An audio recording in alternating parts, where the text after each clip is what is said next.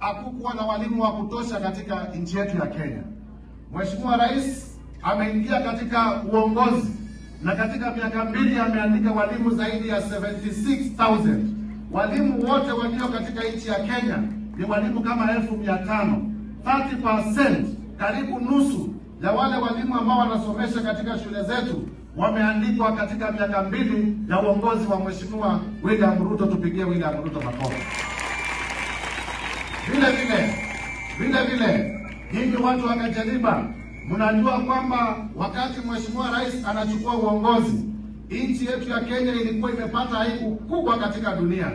Tulikuwa tumepata aibu ni kwa sababu baada ya miaka 60 ya nchi yetu kuwa huru, bado tulikuwa tunaletewa chakula kutoka nchi zingine za ng'ambo ya kulisha watu wetu. Na nchi haiwezi kujivunia uhuru, nchi haiwezi kusema kwamba ina uhuru kama haiwezi kulisha watu wake. Ndio Mheshimiwa Rais kati ya miaka 2 akapanga maneno ya ukulima. Hivi leo tunavyoongea, sehemu ambazo zinakuza mahindi hapa Trans Nzoia, zingine kule Rift Valley na kwingineko, wakulima wanapata mbolea ya shilingi 2,300, ndio wanaweza kuzalisha chakula ya kutosha ya kulisha nchi yetu ya Kenya.